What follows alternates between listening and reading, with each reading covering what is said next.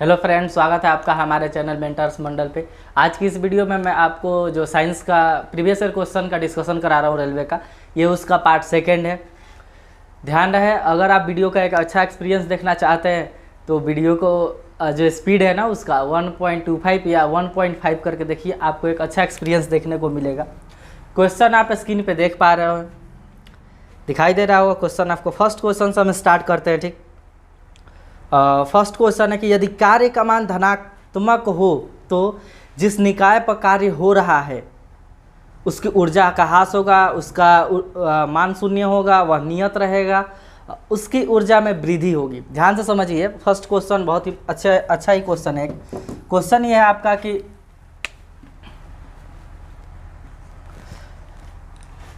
क्या था क्वेश्चन दोस्त? हाँ, यदि कार्य का मान धनात्मक हो तो जिस निकाय पर कार्य हो रहा है।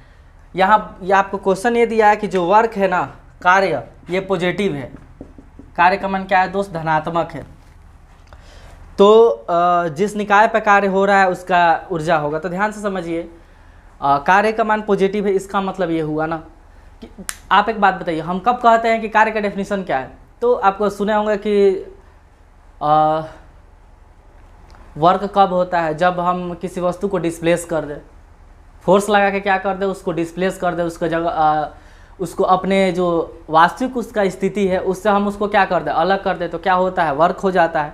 ठीक, एंगल का भी ध्यान रखा जाता है, अलग बात है उसमें। लेकिन एक बात बताइए, जैसे आप जानते होंगे स्थितिज ऊर्जा, FGH जो होता है, स्थितिज ऊर्जा क्या होता है आपका? स्थितिज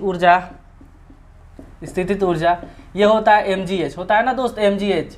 यानी किसी वस्तु को आप अगर ज़मीन से उठा के किसी हाइट पर रख देते हैं तो उसमें एक ऊर्जा संचित हो जाती है, जिसको हम स्थितिज ऊर्जा कहते हैं। तो आप देख पा रहे हैं कि हमने उठाया तो कुछ ना कुछ हमारा ऊर्जा का लॉस हुआ, और उठा के किसी चीज़ को उसको ऊपर रख दिए तो क्या हुआ? उसमें ऊर्जा संचित हो गया। कैसे पता चला कि उसमें ऊर्जा संचित हो गया मेरा? क्योंकि जब किसी वस्तु को हम उठा के ऊपर रखते हैं ना, तो उसमें कार्य करने की क्या आ जाती है? क्षमता आ जाती है। क्यों? क्योंकि जब वो गिरेगी ना तो कुछ ना कुछ तोड़ फोड़ कर सकती है। तो आप देख पा रहे हैं कि हमारा ऊर्जा लॉस होकर उसके ऊर्जा में चला गया। अब आपको पता है MGH पॉजिटिव होता है, तो हम क्या कहेंगे कि जिस निकाय पे कार्य हो रहा है ना, उस निकाय का ऊर्जा क्या होगा दोस्त? ऊर्जा बढ़ेगा। क्योंकि जो आदमी काम कर रहा है उससे ऊर्जा निकल के उस वस्तु में चली जाती है, तो कन्फर्म है कि उसका ऊर्जा क्या होगा? बढ़ेगा। तो इस केस में आपका जो आंसर है ना, ऑप्शन हो जाएगा D, यानी उसकी ऊर्जा में क्या होगी? वृद्धि होगी। सेकंड क्वेश्चन की तरफ चलते हैं। सेकंड क्वेश्चन आप देख पा रहे होंगे, क्वेश्चन है दोस्त, किसी बंदूक से बुलेट दागे जाने पर बुलेट की गतिज ऊर्जा होती है। ध्यान से समझिए, क्या लिखा है? किसी बंदूक से बुलेट दागे जाने पर बुलेट की गतिज ऊर्जा होती है। बुलेट का ही पूछा है ना? हाँ, किसी बंदूक से आपको गोली दागा जा रहा है, तो ध्यान से समझिए, किसी बंदूक से गोली दागे जाने पर बंदूक किसका पूछा है? बुलेट की। अब गोली को बुलेट कहिए, अच्छा है गोली कहिए, बात है कि यहाँ बुलेट ही लिख दीजिए बुलेट दागे जाने पर, क्योंकि बुलेट ही लिखा है तो हमको क्या जरूरी है गोली लिखने का। तो आप एक बात बताइए, आप जानते होंगे कि साइंस का एक क्या है रूल है कि जब कोई कोलिजन होता है ना, टक्कर होता है किसी वस्तु का, दो ऑब्जेक्ट का, तो क्या रहता है? जो उसका संवेग है वो संरक्षित रहता है। उसका जो मोमेंटम है क्या होता है? कंजर्व रहता है।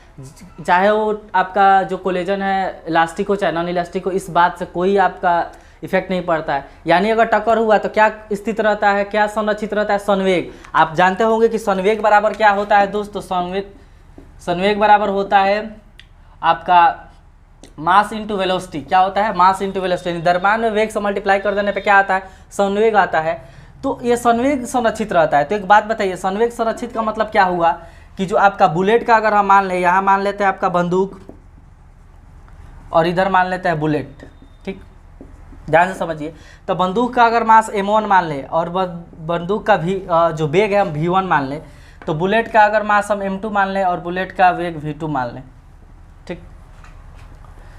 आप इस सवाल को ऐसे ही बना सकते हैं कि बात बताइए, जब टक्कर होता है तो आप जानते, डेली लाइफ में ही जानते हैं, इसको फॉर्मूला पे ले जाने की जरूरत ही नहीं है, कि जो हल्की वस्तु है ना वो ज़्यादा डिस्प्लेस होगी, मतलब बहुत तेज़ी से भागेगी टकरा के। अब बहुत तेज़ी से भागेगी तो उसका वेग बढ़ेगा, वेग बढ़ेगा तो क्या बढ़ जाएगा दोस्त? उसकी जो गतिज ऊर्जा है वो बढ़ जाएगी, तो आप गतिज ऊर्जा बढ़ जाएगी तो आप ऐसे ही ऑप्शन मार सकते थे कितना नंबर, सॉरी लिखा किसी बंदूक से बुलेट दागे जाने पर बुलेट की गतिज ऊर्जा, जो बुलेट की गतिज ऊर्जा होगी किससे होगी, बंदूक की तुलना में अधिक होगी, क्योंकि बुलेट तेज भागेगा तो उसकी गतिज ऊर्जा बढ़ जाएगी, गतिज ऊर्जा बढ़ जाएगी तो बंदूक के तुलना में क्या हो जाएगी, अधिक हो जाएगी। तो आप ऐसे भी डेली लाइफ से भी इस क्वेश्चन को कर सकते हैं, लेकिन हम फॉर्मूला से भी समझा देते हैं। इसका हम बंदूक का मान लीजिए मास m1 है, इसका वेग v1 है, इसका मास m2 है, इसका वेग क्या है v2 है। तो अगर संवेग निकालिएगा, दोनों का संवेग संरक्षित का मतलब क्या हुआ, दोनों का संवेग क्या रहेगा, बराबर रहेगा। तो यहाँ से अगर संवेग निकालिएगा तो आप कहिएगा कि m1 v1 बराबर क्या हो जाएगा दोस्त, m2 v2। मल्टीप्लाई है ना संवेग, यानी दोनों का मल्टीप्लाई कर दीजिए, मास में वेलोसिटी से मल्टीप्लाई कर दीजिए, इधर भी मास में वेलोसिटी से मल्टीप्लाई कर दिए। तो ये क्या है, तो आप एक बाय डिफ़ॉल्ट बात जानते होंगे कि जो बंदूक है ना ये क्या होता है, ये भारी होता है, इसका मास ज़्यादा होगा। ये तो बाय डिफ़ॉल्ट समझने वाली बात है कि बंदूक का मास क्या रहेगा, ज़्यादा। तो आप ये मास है ना इधर, ये क्या है, ज़्यादा है, ये मैक्सिमम है, आपको पता है ये मिनिमम है। इस गोली बुलेट का जो ये क्या है, मिनिमम है, ये मैक्सिमम है, ये मिनिमम है। हाँ, तो यहाँ से एक बात बताइए, हम ये कह सकते हैं ना अपोजिट डायरेक्शन में ले जाके, ये दोनों स्थिर है। आप समझ रहे हैं, ध्यान से समझिए, सीधा सीधे एक एग्जाम्पल लेके समझाते हैं। मान लीजिए आपका 6 × 2 भी 12 आता है, आपका 12 × 1 भी क्या आता है, ये 12 ही आता है। ये मास है, ये वेलोसिटी है, ये वेलोसिटी है, ये मास है, ये वेलोसिटी है, ये क्या है, मास है। तो आप समझिए ध्यान से कि देख रहे हैं कि ये दोनों का अगर प्रोडक्ट सेम है, इसका मास ज़्यादा है तो इसका मास कम है, देख रहे हैं ना, इसका मास कम है, इसका मास ज़्यादा है, तो कन्फर्म है इसका वेग ज़्यादा होगा और ये क्या रहेगा, छोटा रहेगा। क्यों, क्योंकि अगर इधर से एक वैल्यू ज़्यादा है, इधर से एक वैल्यू छोटी है, तो जो दूसरी वैल्यू बची ना, इधर वाली मैक्सिमम होगी, इधर वाली मिनिमम होगी, तभी मल्टीप्लाई करने पे क्या आएगा, सेम आएगा। तो यहाँ से हम कह सकते हैं कि अगर ये मिनिमम है ना तो v2 का होगा, यहाँ मैक्सिमम होगा, क्या होगा, v2 मैक्सिमम होगा। v2 मैक्सिमम होने का मतलब है कि जो बंदूक की वेग है बढ़ गया, तो बंदूक का अगर वेग बढ़ गया तो गतिज ऊर्जा होता है हाफ mv², यानी जब v का स्क्वायर होगा तो इसका गतिज ऊर्जा भी बढ़ जाएगा। तो गतिज ऊर्जा बढ़ेगा यानी बंदूक से बुलेट दागे जाने पर जो बुलेट का गतिज ऊर्जा है ना, बंदूक की तुलना में क्या होगी, अधिक होगी। ये आपका क्या हो जाएगा, आंसर हो जाएगा। तो आप इसको डेली लाइफ से बना सकते थे या फॉर्मूला पे भी ले जाके बना सकते हैं। ठीक, नेक्स्ट क्वेश्चन देखिए,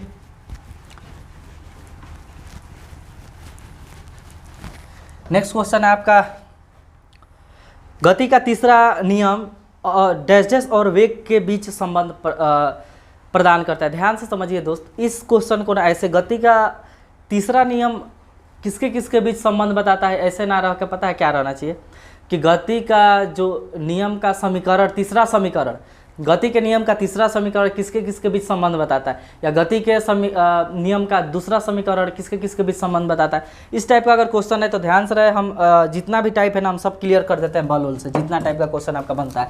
देखिए फटाफट, आपको पता है गति का नियम,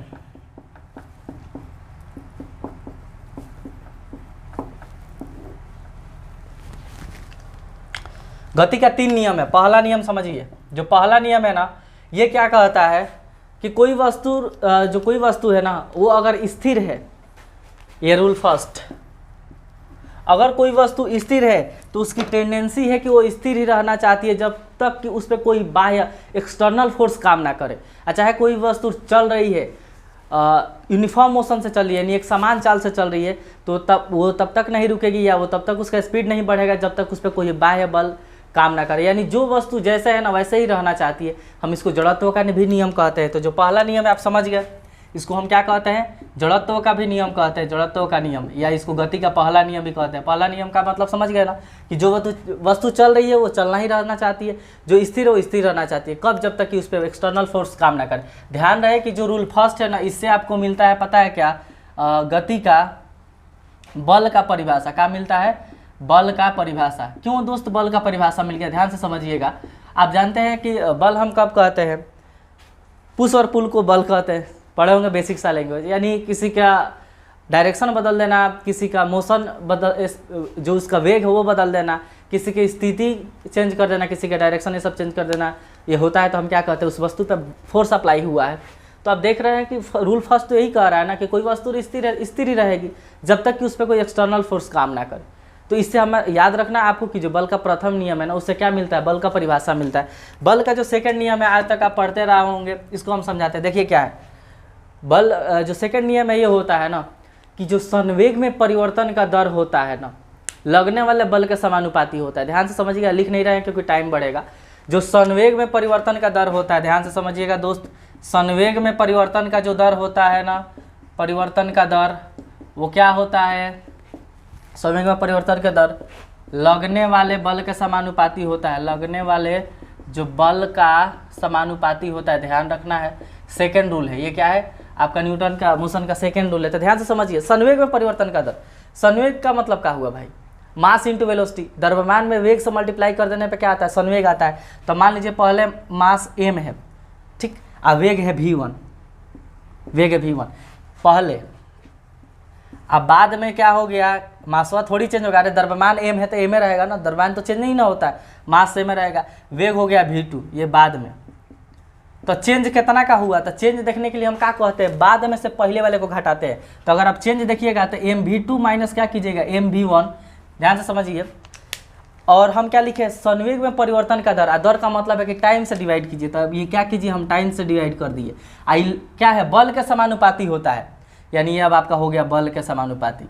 यानी कहने का मतलब कि संवेग में परिवर्तन का दर, यानी संवेग में परिवर्तन जितना तेजी में होगा तो आपका बल भी उतना तेजी में क्या होगा। जैसे मान लीजिए संवेग में परिवर्तन बहुत जल्दी हो रहा है, बहुत जल्दी करने का तो बल भी बहुत ज़्यादा लग रहा है।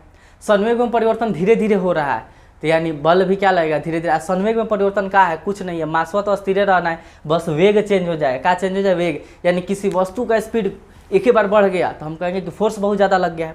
देखिए कैसे, तो अगर आप यहाँ से कॉमन कर ले रहे हैं एफ को, समझ रहे हैं ना, संवेग में परिवर्तन का दर। और संवेग कब बदलता है, वेग बदलने से। मास थोड़ी बदलता है किसी वस्तु का, तो वेग अगर बदल रहा है तो संवेग बदलेगा। और संवेग में परिवर्तन का दर यानी कम समय में अगर ज़्यादा स्पीड बढ़ गया, चाहे कम समय में बहुत ज़्यादा स्पीड घट गया, तो हम कहेंगे फोर्स ज़्यादा अप्लाई हुआ है, क्योंकि देख रहे हैं उसी के समानुपाती है। तो अगर आप देखते हैं कि यहाँ बराबर का साइन दे सकते हैं हम, अगर मास कॉमन कर ले तो ये क्या है, v2 minus v1 divided by T. आपको पता है कि इतना को क्या कहते हैं, v2 minus v1 by T को याद है, क्या कहते हैं, एक्सेलरेशन कहते हैं, त्वरण कहते हैं। तो हम यहाँ से लिख सकते हैं कि F बराबर m इंटू ए, यानी जो फोर्स है ना, फोर्स बराबर क्या होता है, मास इंटू एक्सेलरेशन। एक्सेलरेशन माने त्वरण, और त्वरण क्या है कि कितना किसी के स्पीड में क्या हो रहा है, चेंज हो रहा है, वही ना त्वरण है, कितना जल्दी चेंज हो रहा है। अगर जल्दी चेंज होगा तो हम क्या कहेंगे भाई, वेग अगर जल्दी चेंज होगा तो टाइम कम लगेगा, टाइम कम लगेगा तो ये इसका क्या है, ये वैल्यू बढ़ेगा, ये वैल्यू बढ़ेगा तो फोर्स बढ़ेगा।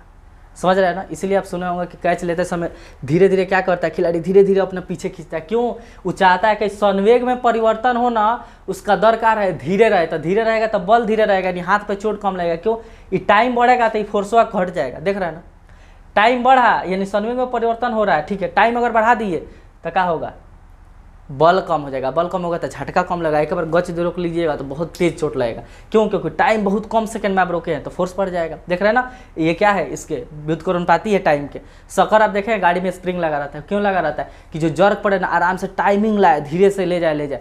टाइम बढ़ जाएगा तो फोर्स कम लगेगा, नहीं आपका जो ढचका उचका लगता है वो क्या लगेगा, कम। जब पढ़ाएंगे डिटेल के साथ बहुत सारे एग्जाम्पल हम बताएंगे, अभी तो क्वेश्चन का डिस्कशन करा रहे हैं, इसलिए हम जितना जरूरी है उतना हम बता दे रहे हैं। तो ध्यान समझे कि जो सेकंड नियम है ना, सेकंड नियम तो ये आया आपका, सेकंड नियम ये हो गया। सेकंड नियम से क्या मिल गया, बल का इक्वेशन। तो आपको याद रखना है कि जो सेकंड नियम है ना, किसका, गति का, इससे क्या मिलता है, तो बल का समीकरण मिलता है। समीकरण कहिए चाहे फॉर्मूला कहिए, समझ रहे हैं ना दोस्त। थर्ड तो बहुत फेमस है, थर्ड बहुत फेमस है। Every action has a equal and opposite reaction, an equal and opposite reaction. यानी कोई भी क्रिया के विपरीत ना एक प्रतिक्रिया होती है, ध्यान रहे, बराबर मात्रा में होती है। यानी आप किसी को एक चाटी मार रहे हैं किसी के गाल पे, तो उसका गाल भी आपके हाथ पे एक चाटी मारेगा, समझ रहे हैं ना। तो ये थर्ड लॉ है, ठीक है। तो ये लॉ हो गए। अब हम समीकरण बता देते हैं, इक्वेशन बता देते हैं। न्यूटन जो तीन आपको मोशन के इक्वेशन है ना, वो हम फटाफट बताते हैं। आप इसको क्या कर सकते हैं दोस्त, नोट डाउन कर सकते हैं। सवाल क्या था यार, सवाल वाला भी तो चीज़ हम बताया ही नहीं, फॉर्मूला पे इससे रिलेटेड भी सवाल आएगा, ध्यान रखिएगा, ये बहुत इंपॉर्टेंट है। हम ये सब चीज़ आपको फील कराए हैं कि क्यों होता है। देखिए हम फिजिक्स पढ़ाते हैं या केमिस्ट्री, तो आपको इस चीज़ का अंदाज़ा होता है कि उस चीज़ को फील करें, ना कि आप रट लें। आज आप तो अभी तक आप रटते रहे होंगे कि सेकंड नियम से हम कैच लेते समय स्पीड हाथ पीछे करते हैं कि चोट कम लगे, उस चीज़ को फील कीजिए ना, क्यों कम लग रहा है, क्यों शक्कर लगाया जा रहा है। 3 समीकरण आपका है ना। फर्स्ट देखिए क्या है, गति का समीकरण, तो नियम हो गया। गति का समीकरण कितना है दोस्त? 3 है, ध्यान से समझिएगा दोस्त। पहला कौन है आपका? तो पहला हो गया बहुत फेमस, आसान है, v बराबर u प्लस टी। आपको आज तक ही बहुत दिक्कत होता होगा, 3 तो समीकरण आप फॉर्मूला याद कर लेते हैं, लेकिन जब पूछता है कि पहला जो समीकरण है ना किसके किसके बीच संबंध को दर्शाता है, दूसरा समीकरण किसके किसके बीच संबंध को दर्शाता है, उस समय क्या हो जाता है ना, बहुत प्रॉब्लम होता है। तो आज के बाद आपको प्रॉब्लम नहीं होगा, निश्चिंत रहिए। देखिए कैसे। सेकंड क्या है, तो आपका क्या होता है दोस्त? v बराबर u plus A T, S बराबर U T plus half A T square. आपका थर्ड होता है वी स्क्वायर बराबर यू स्क्वायर प्लस 2as। ठीक, तो ध्यान से समझिएगा। पहिलका पूछेगा पहला नियम किसके किसके बीच संबंध को दर्शाता है, तो देखिए इधर से पहिलका उठाइएगा, इधर से लास्ट वाला, यानी हम कह सकते हैं वेग तथा किसका, समय के बीच संबंध दर्शाता है। दूसरा नियम किसके किसके बीच संबंध दर्शाता है, तो याद रखिएगा इधर से भी क्या है, टाइम है ना लास्ट में, शुरू में या लास्ट में, तो हम क्या कहेंगे कि एस का मतलब हुआ विस्थापन, यानी विस्थापन तथा टी का मतलब समय, समय के बीच क्या दिखाता है, समय को दर्शाता है। ध्यान है, यू का मतलब होता है प्रारंभिक वेग, वी का मतलब होता है अंतिम वेग, तो यहाँ अंतिम वेग भी लिख सकते हैं। ठीक, और फिर ये वी का मतलब क्या हुआ, वेग यानी अंतिम वेग, और फिर यहाँ एस यानी विस्थापन। तो आप देखिए शुरू वाला लास्ट वाला आपको बस याद रखना, समझ में आएगा किसके किसके बीच संबंध दर्शाता है। तीसरा नियम किसके किसके बीच संबंध को दर्शाता है, वेग और विस्थापन के बीच, दूसरा विस्थापन और समय के बीच। तो ये आप आसानी से बना सकते हैं, याद रखिएगा, ऐसे याद रख सकते हैं। ठीक, आज के बाद आप इसको भूलिएगा नहीं। तो अब क्या है क्वेश्चन, क्वेश्चन चल रहे यार फटाफट। एक मिनट, हाँ किधर गया, किधर, हाँ क्वेश्चन है कि गति का तीसरा नियम डैश और वेग के बीच का संबंध बताता है। तो तीसरा नियम किसके किसके, वेग और विस्थापन। तो आपका ऑप्शन हो जाएगा कौन सा, स्थिति। विस्थापन की स्थिति भी कहते हैं, ध्यान, यहाँ स्थिति भी लिख सकता है, विस्थापन की जगह क्या लिख सकता है, स्थिति। इस बात को ध्यान रखिएगा, एस की जगह स्थिति भी रख सकता है, यानी कहाँ गई वस्तु। अब नेक्स्ट क्वेश्चन देखिए। नेक्स्ट क्वेश्चन क्या है कि गति का दूसरा नियम किससे संबंधित है, तो गति का दूसरा नियम किससे संबंधित है, बल से। तो यहाँ बल ना देके क्या दिया, संवेग दिया, तो संवेग भी तो था यार, संयोग में परिवर्तन के दर लगने वाले बल के समानुपाती होता है, बल नहीं है तो संवेग मार देंगे, तो ये वाला ऑप्शन सही हो जाएगा। देख रहा है ना, इसलिए हम सब बता दिया। फिर लिखा है नेक्स्ट क्वेश्चन को देखिए आप फटाफट, क्या लिखा है कि एफ बराबर एम ए को न्यूटन के डैश नियम से निरूपित किया जाता है। किस नियम से अभी बताए थे, किस नियम से फॉर्मूला को प्रूफ किए थे, एफ बराबर एम ए, सेकेंड नियम। तो ये आपका ऑप्शन हो जाएगा ए सही। देखिए इतना काम तमाम। अब नेक्स्ट क्वेश्चन की तरफ चलते हैं। नेक्स्ट क्वेश्चन है कि डाल्टन का सिद्धांत इस नियम पे आधारित था। डाल्टन का जो परमाणु सिद्धांत था वो किस नियम पे आधारित था, तो फटाफट देखिए, डाल्टन का परमाणु सिद्धांत आपको पता होना चाहिए। डाल्टन का परमाणु सिद्धांत से बहुत सारा क्वेश्चन पूछता है। देखिए हम बताते हैं, जो आपका डाल्टन का परमाणु सिद्धांत था ना, डाल्टन का परमाणु, उसको ध्यान रखना बहुत जरूरी है, क्योंकि इससे क्या है कि बहुत सारा क्वेश्चन जो प्रीवियस ईयर एग्जाम हुआ उसमें पूछा है। हम तो कुछ ही क्वेश्चन लाए हैं इस टॉपिक से कम आपका एक ही टाइप का क्वेश्चन, मतलब जितना उससे क्वेश्चन बन सकता है, रिपीट कर कर लगभग 30 के आसपास क्वेश्चन पूछा है। ध्यान से समझिएगा डाल्टन का परमाणु सिद्धांत। सबसे पहले अगर किसी आदमी ने सिद्धांत दिया था ना, परमाणु के बारे में बताया था लिखित रूप से, तो वो कौन थे, जॉन डाल्टन थे। इसलिए इनके देखिए गलत है 100% नहीं, मतलब मैक्सिमम चीज़ें क्या है इसमें गलत है, लेकिन फिर भी हमें पढ़ना पड़ता है, फिर भी एग्जाम में क्वेश्चन आता है। रीज़न क्या है, रीज़न ये है कि जब कोई नहीं कुछ जानता है तो उसके बारे में आधा सही ही सही, आधा गलत ही सही, किसी ने पहले बताया तो लिखित, तो वो कौन थे, जॉन डाल्टन।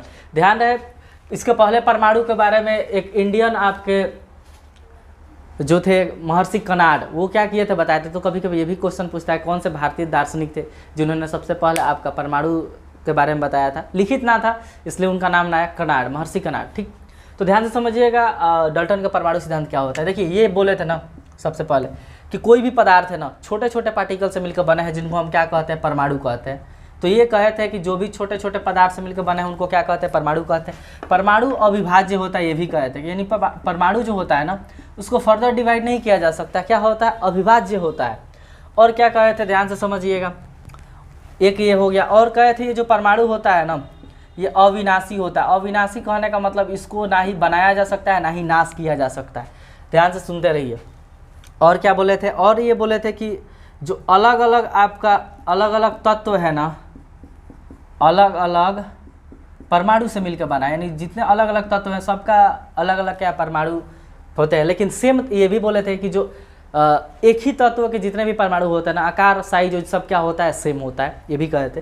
फिर एक सबसे इंपॉर्टेंट बात ये बोले थे कि जो आपका कोई भी तत्व है यौगिक बनाता है ना, यौगिक बनाते समय क्या होता है कि जो उस परमाणु होते हैं ना, एक सिंपल रेशियो में, मतलब सूक्ष्मतम जो अनुपात है ना, उसमें क्या करते हैं, संयोग करके क्या बनाते हैं, आपका यौगिक बनाते हैं। तो ध्यान से समझिएगा ये दो बात कि परमाणु अविनाशी होता है, ये कहीं ना कहीं मिल रहा है मास ऑफ, हम आपको पढ़ाए थे क्या है, लॉ ऑफ केमिकल कॉम्बिनेशन, यानी रासायनिक संयोजन के नियम। उसमें वैसे 5 लॉ है, 3 हम पढ़ाए थे, 2 ही से ज़्यादा क्वेश्चन पूछता है। एक क्या कि आपका मास ऑफ कंजर्वेशन, यानी मास कंजर्व रहता है, द्रव्यमान संरक्षण, द्रव्यमान क्या रहता है, संरक्षित रहता है किसी भी केमिकल रिएक्शन में। तो ये कह रहा है कि परमाणु को ना ही बनाया जा सकता, ना ही नष्ट किया जा सकता, कहीं ना कहीं वही है ना द्रव्यमान संरक्षण का नियम। तो ये इस इनडायरेक्टली क्या है, द्रव्यमान संरक्षण का भी नियम है, द्रव्यमान संरक्षण का भी नियम आ गया, ठीक। और ये कहे थे कि ये जो यौगिक बनाते हैं ना, उसमें सिंपल रेशियो में कंबाइन करते हैं एलिमेंट के जो भी परमाणु होते हैं। तो ये कहीं ना कहीं आपका क्या हो गया, स्थिर अनुपात का नियम हो गया। क्या हो गया, स्थिर अनुपात का नियम। तो ध्यान से देखिएगा, जो रासायनिक संयोजन का नियम होता है ना, रासायनिक, अगर हमारा वीडियो आप देखे होंगे, हम केमिस्ट्री का बहुत सारा टॉपिक बताया है, ठीक। आप देख सकते हैं प्लेलिस्ट खोल के, अच्छा से डिटेल के साथ पढ़ाया गया। आगे आने वाले में केमिस्ट्री आपको एकदम भारी नहीं लगेगा, इस बात का क्या है, गारंटी है, जब हम कोई टॉपिक पढ़ाएंगे। रासायनिक संयोजन का जो नियम होता है ना, इसमें हम 3 नियम पढ़ाए थे। एक पढ़ाया था आपका द्रव्यमान संरक्षण का नियम, यानी किसी भी केमिकल इक्वेशन में कोई द्रव्यमान क्या रहता है, ना ही एक्स्ट्रा बनाया जा सकता है, ना ही लॉस किया जा सकता है, तो ये भी इसमें शामिल है। सेकेंड रूल ये बताया गया था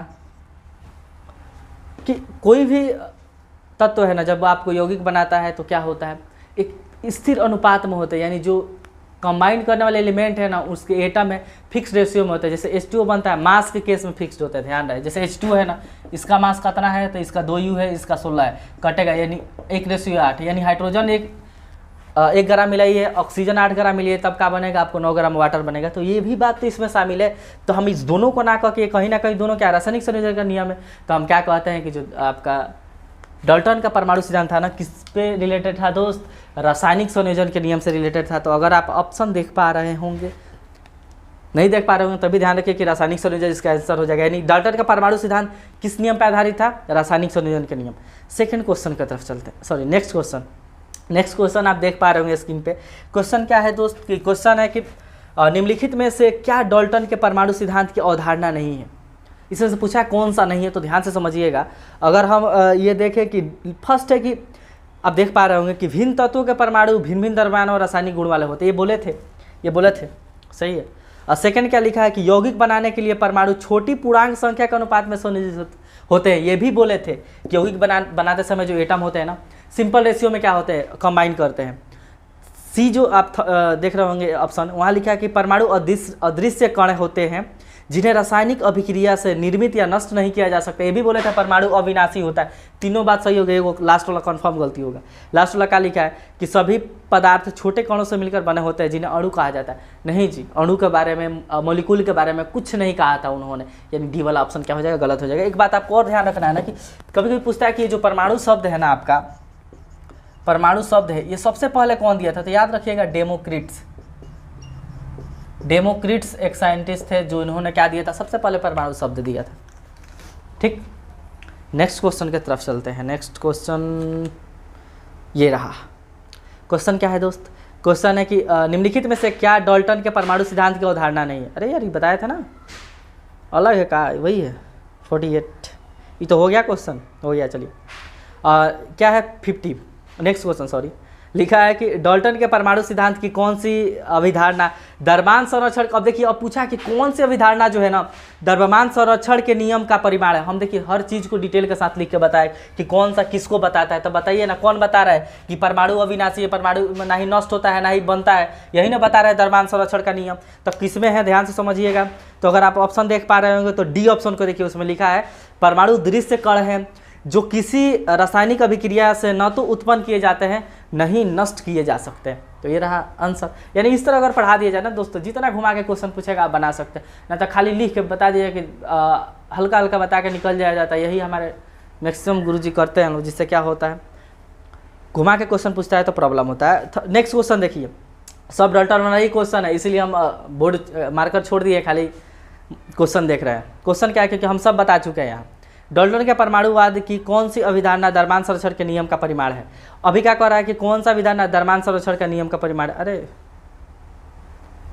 इसमें भी वही था, कौन सा द्रव्यमान संरक्षण का नियम का परिमाण है। अच्छा पूछता कि कौन सा स्थिर अनुपात के नियम का परिमाण है, तो हम क्या मारते हैं ये वाला कि यौगिक होते, जो यौगिक बनते हैं ना वो क्या होते हैं, तत्व एक साधारण अनुपात में होते हैं। तो इसमें भी वही हो जाएगा। आप ऑप्शन देखिए डी, परमाणु अविभाज्य कण हैं जिन्हें रासायनिक अभिक्रिया से ना तो नष्ट किया जा सकता ना ही बनाया जा सकता।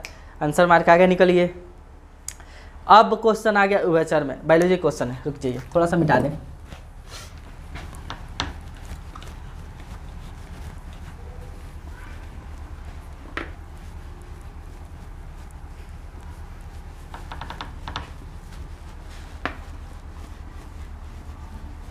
देखिए ध्यान से दोस्त, क्वेश्चन क्या है कि उभयचर में, आप क्वेश्चन देख पा रहे होंगे, उभयचर में यानी जिसको हम एम्फीबियन कहते हैं, जो स्थल और जल दोनों पे रहते हैं।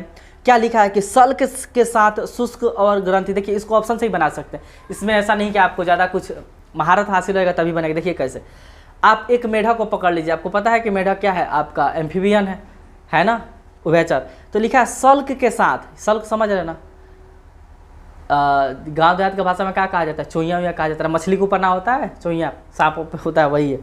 सल्क के साथ शुष्क और ग्रंथि विहीन त्वचा होती है। ग्रंथि विहीन कहने का मतलब जिसमें ग्रंथि ना हो, यानी जैसे हमारे तो इस पे क्या है, ग्रंथि है ना, स्वेट ग्लैंड से, बहुत सारे ग्लैंड है इस पे हमारे स्किन पे। तो लिखा है कि उभयचर में सल्क के साथ शुष्क और ग्रंथि विहीन त्वचा होती है। सल्क के साथ, सल्क नहीं होता है दोस्त। मेढक को पकड़िए, क्या मेढक पे चोइया होता है, कभी देखा होगा, ना होता है, ऑप्शन गलत। फिर लिखा है कि पंखों के साथ शुष्क और ग्रंथि विहीन त्वचा होती है। मेढक का पंख होता है क्या, ना होता है, ये भी ऑप्शन गलत। फिर लिखा है बालों के साथ ग्रंथि विहीन त्वचा होती है। अच्छा एक बात बताइए, ग्रंथि बाल होता है, मेढक का बाल होता है, ना होता है, ये भी गलत, डी वाला सही हो जाएगा। क्या लिखा है, बिना पंखों के साथ ग्रंथि वाली त्वचा होती है। ध्यान रहे कि जो आपका उभयचर होते हैं ना दोस्त, उभयचर जिनको एम्फीबियन बोलते हैं, इनकी जो त्वचा होती है ना, त्वचा पे क्या होती है, ग्रंथि होती है। तो इस ग्रंथि के कारण ना देखिएगा उन लोगों का जो शरीर है ना बहुत चिकना रहता है, और चिकना होने के वजह से क्या होता है, मतलब चिकना टाइप का दिखता है, लसीला टाइप का, इसलिए क्या है बहुत सारे उस पर ग्लैंड पाई जाती है। जो वो ग्लैंड बहुत सारी चीज़ में क्या करती है, मदद करती है। स्किन से जब सांस लेते हैं उसमें भी मदद करती है। तो आपका डी वाला ऑप्शन क्या हो जाएगा दोस्त, इस केस में सही हो जाएगा। नेक्स्ट क्वेश्चन आप देख पा रहे होंगे, क्या है कि कहाँ गया यार, हाँ क्वेश्चन है मछलियों के हृदय डैश डैश कक्ष के होते हैं। ध्यान से समझिएगा, पूछ रहा है कि मछलियाँ का जो हृदय होती है ना, मछली का कितने कक्ष का होता है। तो आपको कुछ बातें ध्यान होनी चाहिए। कहा तो देखिए, मछली हम ऐसे लिख रहे हैं, वर्ग मत्स्य जो वर्ग होती है ना, मत्स्य आधा सौ होता है, का देख लीजिएगा, मत्स्य इसका जो हृदय होता है 2 चेम्बर का होता है। फिर हम बात करें आपका सरीसृप या उभयचर, सरीसृप या उभयचर, इनका जो हृदय होता है ना 3 चेम्बर का होता है। ध्यान रखिएगा, इसमें एक आपका अलिंद होता है, एक का होता है नीले होता है, एगो अलिंद है एगो नीले, यानी एगो आपका ऑरिकल एक वेंट्रिकल, एक इसमें अगर बात करें सरीसृप में तो इसमें 2 गो अलिंद होता है, एगो का होता है नीले होता है। ध्यान रखिएगा उभयचर में एक आपका एक्सेप्शन है,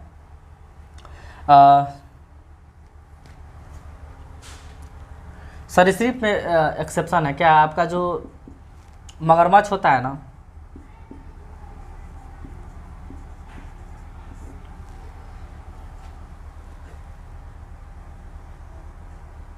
एक मिनट रुक जाइए, पहले सब लिख दें, एक्सेप्शन बाद में लिखेंगे।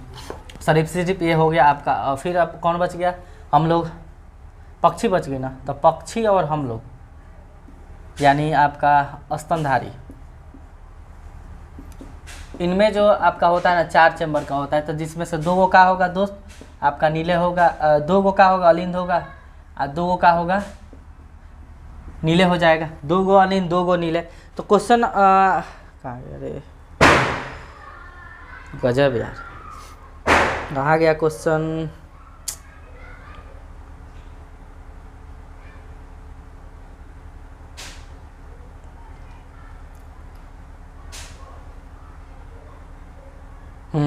मछलियों के हृदय होते हैं कितने कक्ष का, तो 2 कक्ष का। क्या हो गया, आपका आंसर हो गया।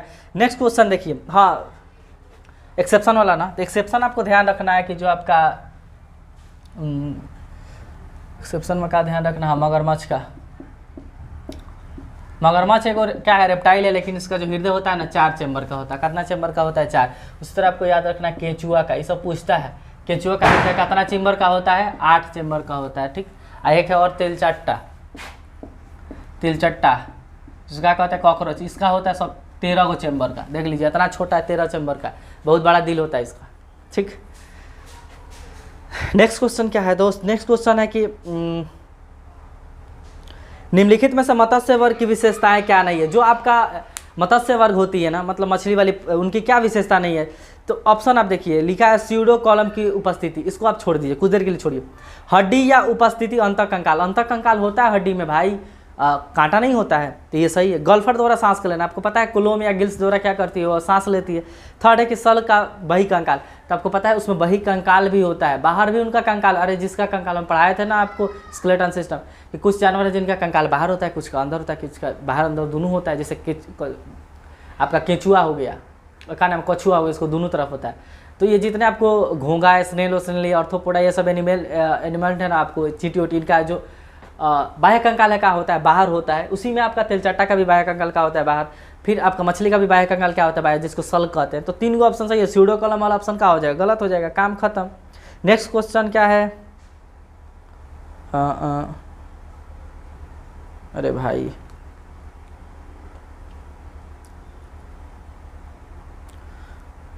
ये हो गया, मछली वाला हो गया, और कौन हो गया आपका निम्नलिखित में से, ये भी हो गया। अब कुछ नहीं है, सब खत्म। तो इसी के साथ क्वेश्चन का जो आपका सेशन है क्या होता है, समाप्त होता है। वीडियो आपको ऐसे ही मिलते रहेगा। वीडियो आपको अच्छा लगे तो लाइक और शेयर जरूर कीजिएगा, ठीक, शेयर जरूर कीजिएगा। और चैनल को सब्सक्राइब भी करके जाना है अगर आप नए हैं तो।